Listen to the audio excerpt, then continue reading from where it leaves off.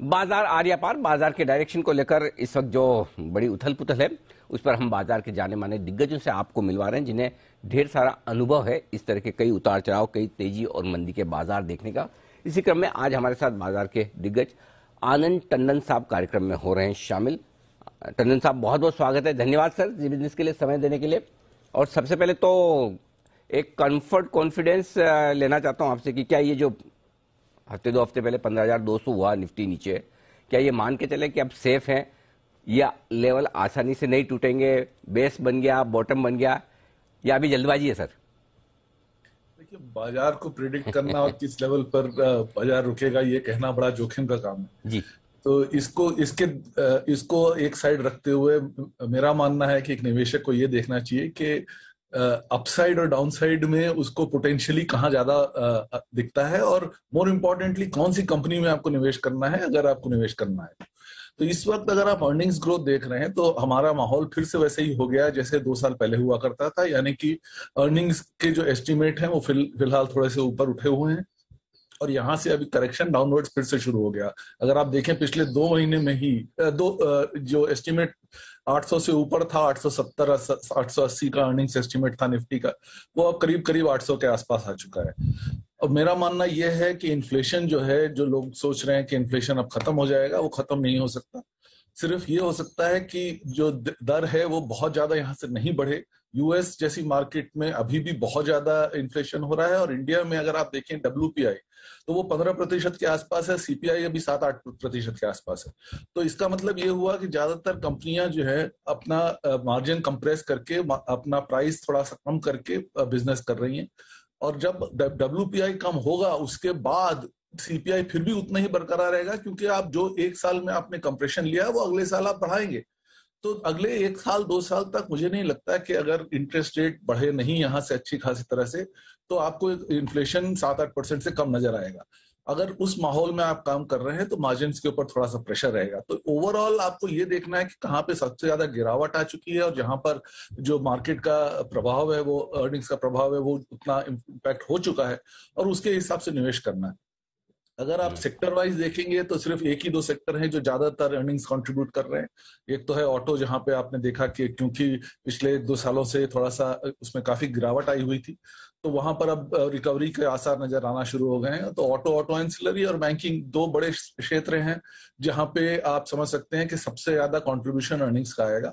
और क्योंकि auto specially में वैल्यूएशन कम थे, क्योंकि गिरावट ऑलरेडी थी, तो मेरे हिसाब से वो एक क्षेत्र है जहां पर आप समझ सकते हैं कि यहाँ से अर्निंग्स ग्रोथ काफी ठीक ठाक आ सकती है। इंटरेस्टिंग चीज बताई आपने कि स्टॉक और सेक्टर स्पेसिफिक अप्रोच रखना ज्यादा ठीक, और ये देखना बढ़िया है कि नीचे कितना जा सकता है, अपसाइड पोटेंशियल क्या है, तब आपका पैसा लगाने का मन करेगा। बहुत ही बढ़िया चीज आपने बताई सर। अब आपसे राय लेना चाहता हूँ, क्योंकि अब रिजल्ट सीजन की शुरुआत हो रही है, कल TCS के भी नंबर्स आएंगे और IT शेयर ऊपर से अच्छे करेक्ट होकर अब नीचे आ चुके हैं। खरीदने का वक्त आ गया है, थोड़ा इंतजार करें, रिजल्ट देख ले? देखिए, रिजल्ट जरूर देखना चाहिए, लेकिन मेरे हिसाब से अगर आप IT का, अगेन US में जैसे सबसे ज्यादा ग्रोथ आती है फाइनेंशियल सेक्टर में, इंटरेस्ट रेट बढ़ने के कारण फाइनेंशियल सेक्टर को बहुत ज्यादा नेगेटिवली इम्पैक्ट नहीं होता, बल्कि जैसे आप इंडिया में भी देख रहे हैं क्रेडिट ग्रोथ बढ़ना शुरू हो गई, क्योंकि जो पहले बाजार से पैसे लेते थे वो अब जैसे उनका कैपेक्स बढ़ेगा वो डोमेस्टिकली ग्रो करेंगे। US में अगेन सबसे बड़ा मार्केट जो है वो गवर्नमेंट स्पेंड का है। गवर्नमेंट ने अभी बहुत पैसा डाला हुआ है। मैं खुद गया था, पिछले महीने में US में था। आप देख सकते हैं वहां पर on the ground construction activity बहुत जोर शोर से चल रही है, हाईवेज बन रहे हैं और अभी भी वहां पर मुझे कोई रिसेशन के आसार नजर नहीं आते हैं। जिसका मतलब यह है कि इंटरेस्ट रेट वहां पे अभी बढ़ते रहेंगे, लेकिन उसके साथ साथ कैपेक्स बढ़ेगा और इसके कारण मुझे नहीं लगता है कि आपको कोई बहुत ज्यादा डिमांड ग्रोथ, डी ग्रोथ होगी फिलहाल अगले 3-4 महीनों में। तो ओवरऑल IT के लिए मेरे हिसाब से, हालांकि एनालिस्ट थोड़े से बेरिश हैं, मुझे लगता है कि IT अभी भी आउट परफॉर्मिंग सेक्टर है। बिल्कुल, तो IT थोड़े से बेहतर होंगे। ऑटो, NBFC वगैरह तो आपने कहा ही कि आपको पसंद है। सर, एक और स्पेस FMCG शेयरों की, जो आमतौर पर विदेशी बाजारों पर निर्भर नहीं है, जहां रिसेशन के खतरे है, हमारी अपनी स्टोरी है ग्रोथ की, क्या यहाँ पर पैसा लगाना ठीक है या बहुत महंगे हो गए हैं? महंगे तो हो गए थे, थोड़ा सा करेक्शन आया है जी। और इस तिमाही में शायद नतीजे उतने अच्छे नहीं आए क्योंकि मार्जिन कंप्रेशन रहेगा। पूरे साल में भी थोड़ा पिछले साल के मुताबिक के हिसाब से थोड़ा सा कंप्रेशन रहेगा, लेकिन उसके बावजूद क्योंकि नियर टर्म में आपने देखा सारे कमोडिटीज प्राइसेस फिलहाल गिर गए हैं, तो अगले एक तिमाही या शायद 2 तिमाही तक आपको कुछ राहत आ सकती है मार्जिन में। ओवरऑल कंप्रेशन मार्जिन में रहने के कारण आपका अर्निंग्स ग्रोथ जो है वो करीब करीब 10-12% से ज्यादा आनी मुश्किल है।